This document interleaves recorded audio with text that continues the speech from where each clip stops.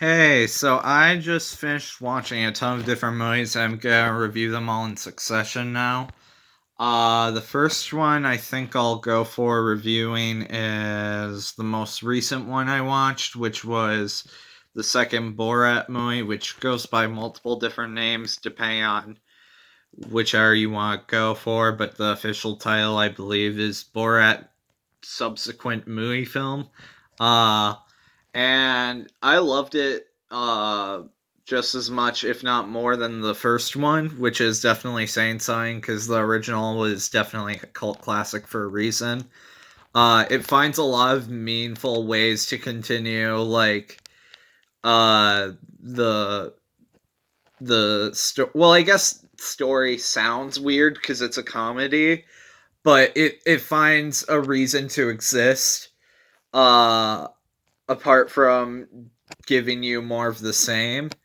And I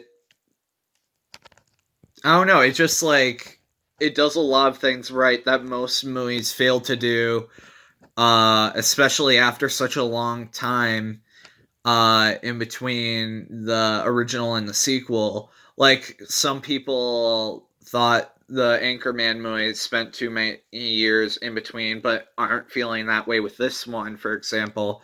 And then everyone agrees that the Dumb and Dumber films took too long in between.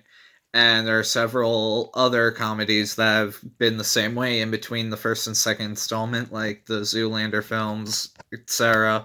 But there's one that really, really worked, actually.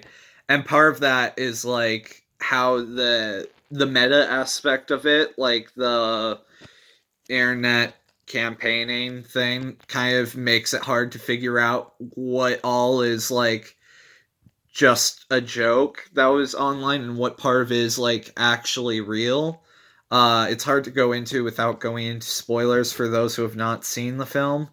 I'm mostly referring to this one cameo, which makes me question, because of the story about said actor, that ran like months ago, about COVID-19. It makes me question, since it's involved in this movie, whether or not it was even true way back then, or if it was just a stunt pulled for this movie.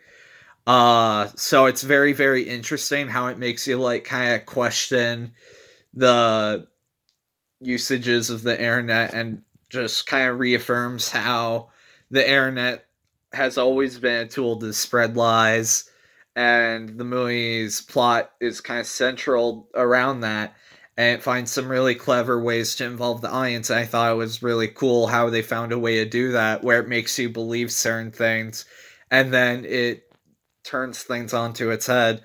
That being said, even though it shows a lot of new things that the original Borat didn't do, like, surprisingly, and this might turn a lot of people off when they hear it without context, but there is a little bit of like psychological stuff because of that, and like a little bit more heart and drama, but not like a lot of it, just like a little bit more heart in this one, since it's dealing with him and his daughter.